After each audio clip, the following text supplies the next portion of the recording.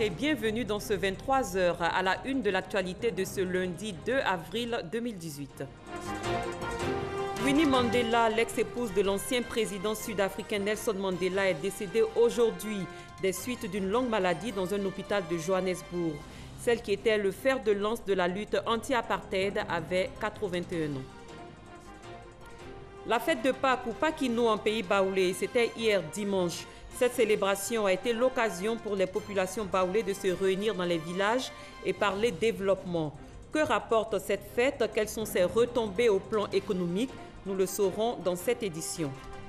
Ce 2 avril est dédié à l'autisme, une pathologie qui crée un handicap psychomoteur chez les enfants. À l'occasion de la Journée mondiale de sensibilisation à l'autisme, l'ONG Lieu d'Espoir sensibilise les parents au dépistage précoce et à la prise en charge de la maladie. Merci de nous rejoindre pour cette édition. Winnie Madikizela Mandela n'est plus, celle qui est devenue le fer de lance de la lutte anti-apartheid, s'est éteinte ce lundi à Johannesburg des suites d'une longue maladie. Winnie Mandela est l'ex-épouse de l'ancien président sud-africain Nelson Mandela. Elle avait 81 ans. Moussa Konati. Elle était l'égérie de la lutte anti-apartheid. Winnie Mandela s'est éteinte ce lundi 2 avril à l'âge de 81 ans. Elle est décédée des suites de longues maladies dans un hôpital de Johannesburg. Femme politique, membre et militante de l'ANC, Congrès national africain. Winnie Mandela est née le 26 septembre 1936. Elle a été l'épouse de Nelson Mandela, figure de la lutte anti-apartheid, en 1956. En 1962, quand son mari fut emprisonné, elle reste avec leurs 2 enfants et continue le combat de celui-ci durant les longues années jusqu'à sa libération en 1990. Elle devient ainsi un symbole majeur de la lutte contre l'apartheid. Mais Winnie Mandela n'a pas connu le bonheur d'être première dame. Après plus de 30 ans de mariage, le couple se sépare en 1992, 2 ans avant l'accession de Nelson Mandela au pouvoir. Le divorce est prononcé en 1996. Personnalité controversée, elle était surnommée la mère de la nation. On lui reproche d'avoir encouragé la violence pendant la lutte contre le régime ségrégationniste et elle a aussi été reconnue coupable de plusieurs accusations. Winnie Mandela laisse dans les mémoires l'image d'une femme forte et combative. Pâques a été célébré ce 1er avril. Les chrétiens se sont retrouvés dans les temples et paroisses pour prier et se souvenir de la résurrection du Christ. C'est le cas des fidèles de la paroisse Trinité de Gabiadji. En plus des louanges et adorations, ils ont été exhortés à suivre l'exemple de Jésus. Franck Wadiou. À l'instar des églises du monde entier, les fidèles chrétiens de la paroisse Sainte-Trinité de Gabiadji dans le diocèse de San Pedro ont célébré la fête pascale. La fête de Pâques marque la résurrection du Seigneur Jésus. En présence des autorités et des fidèles, le curé Bernard Dossou, dans son message, a situé l'origine de cette fête. Pour le curé, la Pâques est la plus importante des fêtes dans la communauté chrétienne. Il a exhorté les fidèles de sa paroisse à ouvrir leur cœur et à se mettre au service de Dieu, car Jésus-Christ a été crucifié pour donner la vie. La Pâques, c'est également un moment de réjouissance et de partage. Louange, adoration, plusieurs temps forts ont marqué cette fin de messe de célébration de la fête de Pâques. Pâques a été célébré de façon particulière à la paroisse Saint-Ambroise à Cocody-en-Gré. Les fidèles ont apporté les mets de leurs différentes régions. C'était un moment festif de joie et de partage autour des valeurs de fraternité et de solidarité. Franck Wadiou. Le Biokosse du Sud, le Pléba de l'Ouest et d'autres mets typiques au peuple de Côte d'Ivoire partagés par les fidèles de la paroisse Saint-Ambroise à Mavigne de Cocody-en-Gré. Alors nous avons voulu, au lieu que nos paroissiens se déplacent pour partir à Boaké, à Didier-Vie, à Yamoussoukro, de rester pour faire de ce lundi de Pâques un jour de fête pour toute la paroisse. Ce lundi de Pâques a célébré de façon particulière, et cela à juste titre. Nous n'avons pas voulu que ce soit seulement pour le peuple baoulé. Nous avons voulu que ça rassemble tous les peuples de la Côte d'Ivoire. Alors nous avons eu des zones, la zone du nord, la zone de l'est, la zone de l'ouest et la zone du sud pour célébrer Pakinou avec tous nos frères. Chacun envoyait son plat du terroir. Les mets, mais aussi des relents de culture, le boloï du nord, et d'autres danses du terroir exécutées avec allégresse. Vu la résurrection du Christ, on doit partager. Donc c'est ce que nous vivons. Cet agapé à la sauce paquinou est une première dans cette paroisse qui compte environ 6000 fidèles.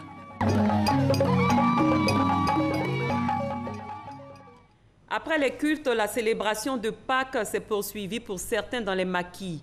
À Yopougon, les Baoulés n'ayant pas pu partir au village ont vécu à leur manière la résurrection du Christ. Dans les familles, c'est autour d'un repas que la fête de Pâques s'est déroulée. Sephora Zegui, Franck Quadio. Nous ne sommes pas à Boaké, encore moins dans un village à Duvé-Baoulé. Nous sommes à Abidjan, dans la commune de Yopougon.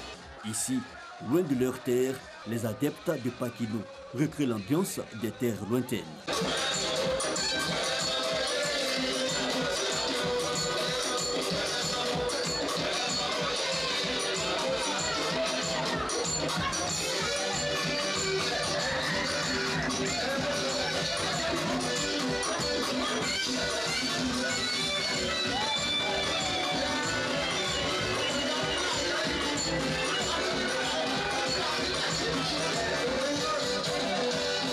Yopougon, mais aussi Marcory, ou au village Abidjan-Paquinou créé par les autorités communales, les populations ont fêté leur Pâques. Très belle initiative de la part de notre maire, car ça contribue à renforcer l'unité, la cohésion, actions par lesquelles on réussit le développement. Ce moment de retrouvailles permet aux fils et à tous les enfants de Marcory d'être ensemble. Si bon nombre est parti pour le village pour se rester à Abidjan, la période de Pâques n'est pas moins importante. Même à Abidjan, elle donne l'occasion de parler projet. Et pour créer les conditions, tout le monde y met du sien. La fête de Pâques, il faut le dire, c'est une identité culturelle. Nous disons qu'en Pâques, c'est un rassemblement, un brassage de peuples baoulés qui se retrouvent en communion, de pouvoir partager et de pouvoir s'entretenir au niveau des projets de village, au niveau des projets de développement. Paquinou, la fête ne se passe pas qu'entre Baoulés. Ici, dans cette cour, des amis de toute ethnie se sont retrouvés pour discuter et partager un repas. C'est un moment de partage. Nous sommes là entre frères, il y a longtemps nous nous sommes vus.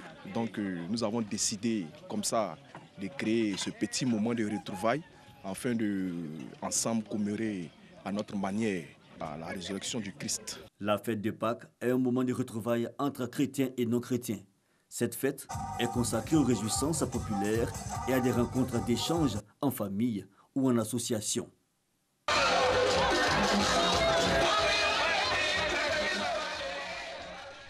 Les populations de Boigny-Cro dans la sous-préfecture de Gabiadji n'ont pas fait le traditionnel déplacement en pays baoulé pour célébrer Paquinou. La fête s'est déroulée sur place. Quelle est l'ambiance qui a régné dans cette localité? Des réponses avec Sam Conan et Hervé Blé. Le week-end pascal à Boigny-Cro, village situé dans la sous-préfecture de Gabiadji, dans le département de San Pedro, loin donc du Vé-Baoulé. Boigny-Cro, c'est le regroupement de 3 villages déguerpis du fait des travaux de construction du barrage de Kossou. Il fallait un nom. Chacun voulait que ce soit le nom de son village. Alors, nous avons jugé mieux de donner le nom de celui qui nous a envoyé, le fait Félix Houphouët-Boigny. C'est là, comme le Baoulé, Cro veut dire village ou ville, donc village de Boigny. Même loin du Vé-Baoulé, Boigny-Cro, mais un honneur à célébrer comme il se doit, Paquinou. Nous sommes déplacés depuis 1970-71. On ne va plus se retourner. Il faut aussi qu'on mette la région Baoulé en valeur dans les cercles où nous sommes situés. Être bien habillé est une des exigences de ce jour de fête. Bien manger aussi. Dans les cuisines, les femmes s'activent à la préparation des plats des grands jours, priorité aux menus locaux. Nous avons fait du placali à la sauce plala parce que c'est vraiment original. Ça fait partie de la culture baoulée. En un mot. En attendant le repas, certains des habitants de Boigny-Cro se rendent à l'église à célébrer la résurrection du Christ, quand d'autres préfèrent prendre un pot entre amis. 12 h dimanche, tous convergent vers la place publique pour les festivités. Là, avec les invités venus d'un peu partout dans la région, on fait la fête. Au menu, chants et danses traditionnelles.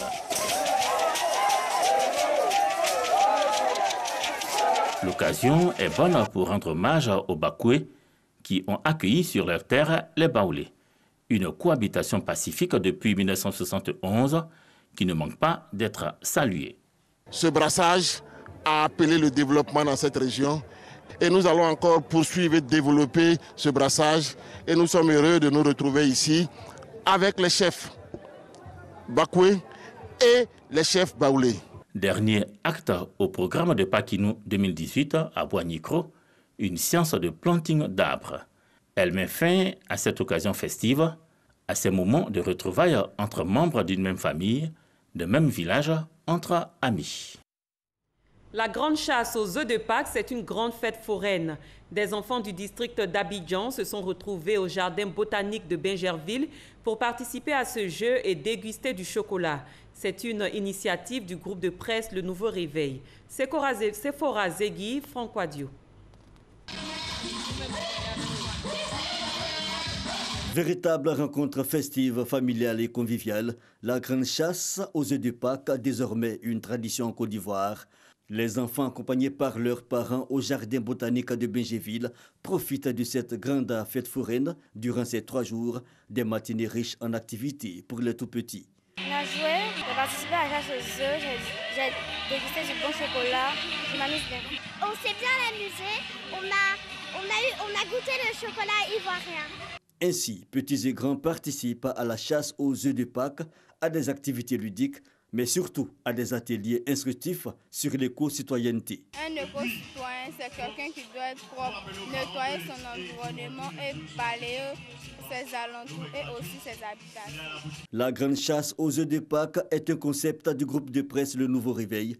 Selon les responsables, cet événement est une invitation à la prise de conscience des enfants en faveur de la protection de l'environnement. Dans une période où on parle beaucoup d'environnement, donc je pense aussi permettre aux enfants de connaître un peu tout ce qui est économie verte. Nous avons voulu accompagner le discours du gouvernement de Côte d'Ivoire en commençant par les tout-petits. La première édition de la grande chasse aux œufs de Pâques vise à offrir des moments d'évasion aux enfants et aux parents et surtout à développer des liens entre les enfants et la nature.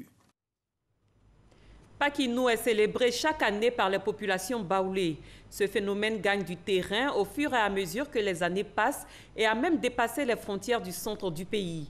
Cette année encore, les populations ont déferlé dans les villages pour prendre part aux activités. Pakinou a été à la base de travaux d'économistes qui l'évaluent à plusieurs milliards de francs CFA. Adama Koni. Pâques, fête religieuse chrétienne, mais aussi grand moment de retrouvailles et de réjouissance en pays baoulé. Un vaste mouvement de personnes auxquelles les économistes se sont intéressés. Selon les statistiques, le week-end pascal entraîne le déplacement de quelques 500 000 personnes chaque année en Côte d'Ivoire. De quoi se frotter les mains pour les transporteurs. Le secteur transport capte en effet 5 600 millions de francs CFA du déplacement des populations. Autre domaine de l'économie tirant profit de la Pakinou, le commerce.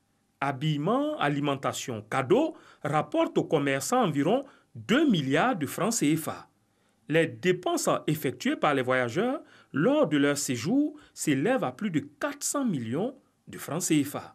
Au total, la Pakinou injecte dans l'économie ivoirienne autour de 8 milliards de francs CFA en moyenne, rien que par l'action des voyageurs, sans compter les dépenses effectuées par la majorité des populations restées sur place et les fonds levés pour les actions de développement.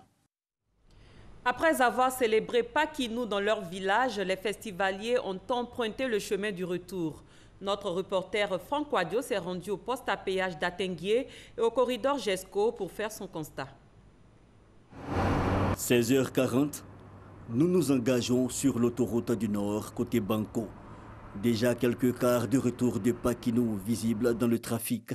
À 11 km d'Abidjan sortie GESCO, nous avons une vue à partir du poste à péage d'Atenguier. Des véhicules et des cars dans une longue file. La plupart reviennent de Pakinou, dans des contrées plus ou moins éloignées. content cependant des quelques jours passés dans le giron familial. Bon, la fête a été belle. On a bu beaucoup de vin, comme vous savez, parce que les Baoulés, ils aiment le vin. Si on regarde derrière la voiture, il y a encore les bouteilles. Oui, on peut préciser les bouteilles de vin, parce que ça manquait au village, donc on a fait partir ça au village. Et à notre retour, c'était bon. Il n'y a pas eu d'accident, on n'a pas eu de tonneau, on n'a rien eu comme de négativité. Mais le chemin du retour n'est pas forcément de tout repos. Cicatrices à des voies chaotiques parcourues, des mini-cars penchés et cette famille obligée de vider le coffre pour récupérer une roue de secours. La solidarité s'organise sur place. Le temps pour certains de soulager les jambes, flanqués d'animaux de compagnie, ces derniers heureux d'avoir échappé à un funeste dessein. Au village, ça peut être une mamite. Oui, mais il est resté sage. Il est resté sage. Non, non, non. Non, non, non. Il ne s'est pas baladé. Et maintenant, le chemin inverse. À Yopougon, ils sont plusieurs à éviter d'entrer en gare et cela pour éviter des situations fâcheuses, à l'exemple de ce voyageur qui ne retrouve pas un de ses sacs.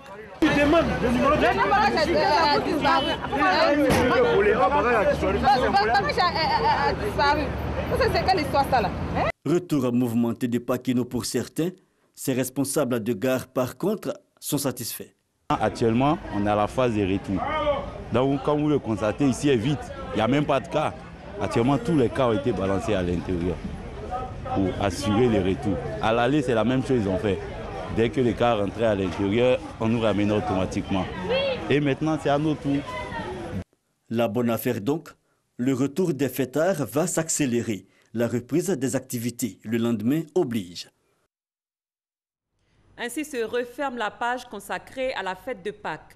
La communauté internationale célèbre ce 2 avril la journée mondiale de sensibilisation à l'autisme, une journée instituée en 2008 par l'Assemblée générale de l'ONU. L'autisme est une pathologie qui crée un handicap psychomoteur chez les enfants. Ce matin à Cocody, l'ONG Lueur d'Espoir a sensibilisé les parents au dépistage précoce et à la prise en charge de la maladie. Olivier Iriebi, à Mississauga. Donner de la voix pour sortir l'autisme de l'ombre. C'est tout le sens de cette marche dans les rues de Cocody. L'autisme est un trouble du développement humain caractérisé par les difficultés de l'apprentissage social et de la communication. Ce 2 avril, journée mondiale de sensibilisation à l'autisme, le moment a été mis à profit par l'ONG Lueur d'Espoir pour attirer l'attention sur la nécessité du dépistage précoce de cette pathologie. C'est à partir de l'âge de 2 ans, on a remarqué que notre fils ne se comportait pas comme les autres enfants. Il était en général isolé. Quand il y avait un groupe d'enfants, il ne se mêlait pas à ces enfants-là. Il peut tenir un objet en main toute la journée. Et quand on lui retire cet objet-là, il se mettait à crier. Pendant la grossesse, il y a certaines maladies qui peuvent provoquer à la naissance l'autisme. On parle de palu. On parle de certaines maladies telles que l'anémie chez la femme enceinte.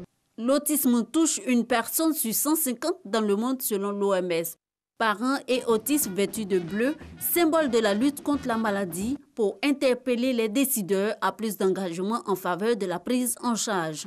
La prise en charge doit être précoce et ça se fait à 3 niveaux.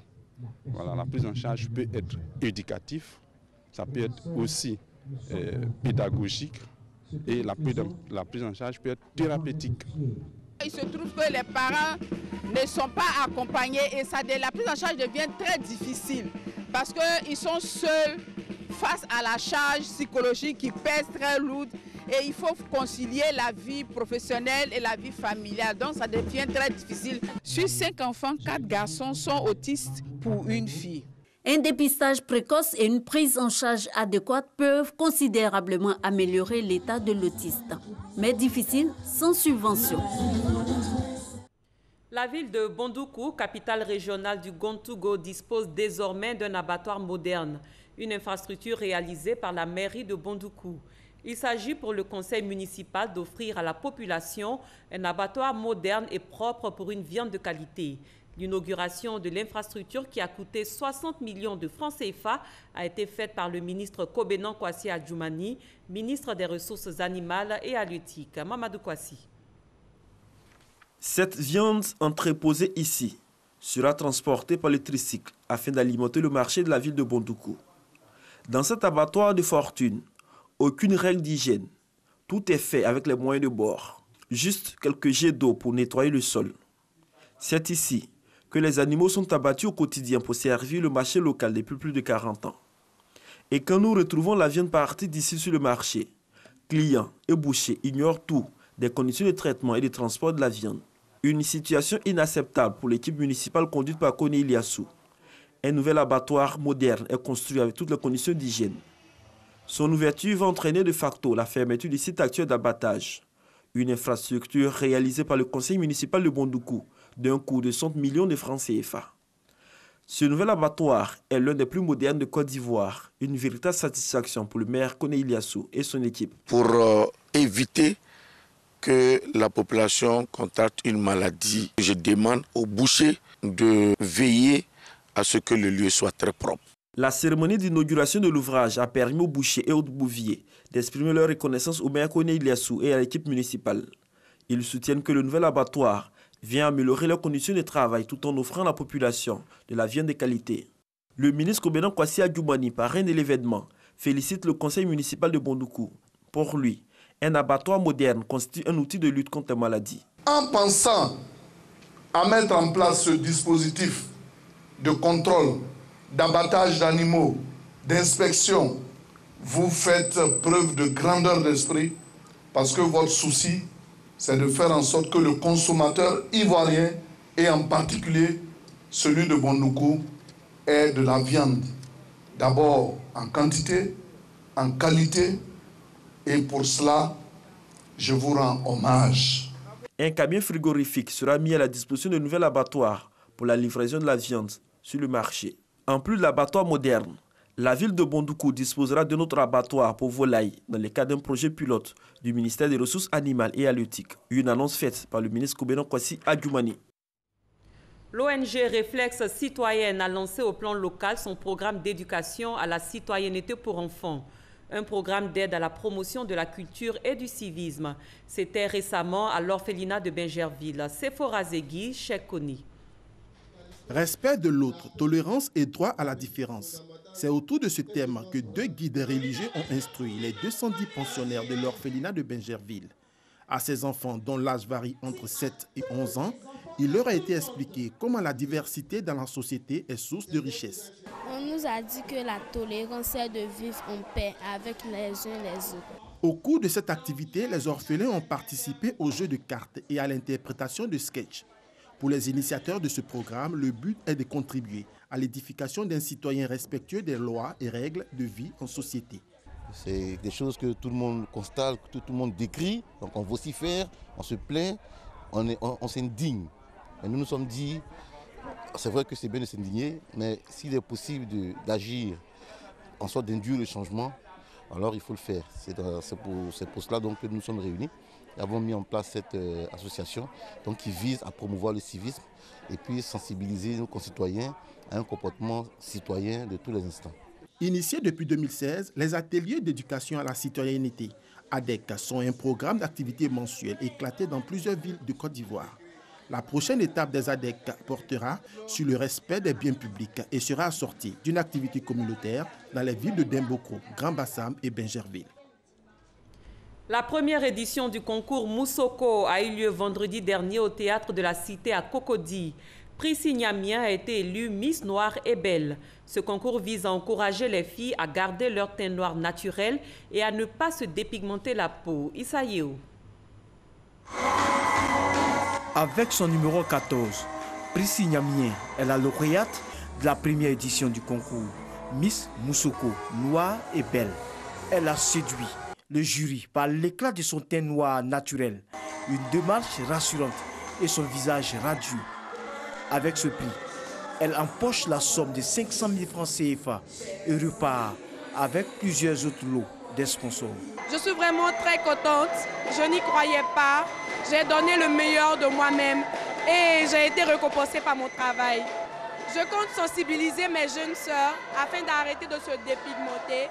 Et je compte mener des campagnes, sillonner les villes, afin de parler des méfaits de la dépigmentation. Boni Désiré et Doumbia Mariam ont été respectivement première et deuxième dauphine, empochant ainsi 300 000 et 200 000 francs CFA. Larissa Kofi a quant à elle remporté le prix spécial de Miss Moussoko Bonne Attitude. Le concours Miss Moussoko Noire et Belle vise à décomplexer les filles de teint noir. Longtemps, on nous a fait croire que quand tu es de teint noir, tu n'es pas belle, tu ne peux pas être mise en avant. Et à travers ce concours Miss Noire et Belle, on a envie de montrer qu'on peut être noire et belle. Ce serait bien que chacune des femmes apprenne à s'aimer, à être fière d'elle-même et de garder sa couleur. 18 candidates étaient en lice pour cette première édition de Miss Moussoko Noire et Belle.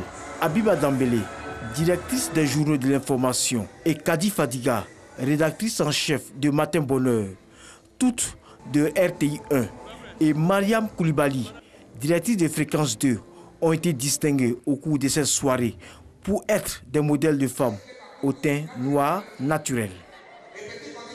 Ailleurs, le président égyptien Abdel Fattah al-Sisi a été réélu pour un second mandat avec 97,08% des voix validées, soit près de 22 millions de voix.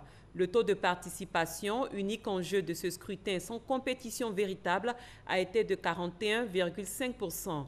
La participation est en deçà de l'objectif affiché par les autorités qui voulaient égaler le taux de 47% du scrutin de 2014. Et pour rappel, Winnie Madikizela Mandela n'est plus, celle qui est devenue le fer de lance de la lutte anti-apartheid, s'est éteinte ce lundi à Johannesburg des suites d'une longue maladie. Winnie Mandela est l'ex-épouse de l'ancien président sud-africain Nelson Mandela. Elle avait 81 ans. Nous sommes au terme de cette édition. Merci de votre fidélité. Les programmes se poursuivent sur RTI 1. Au revoir.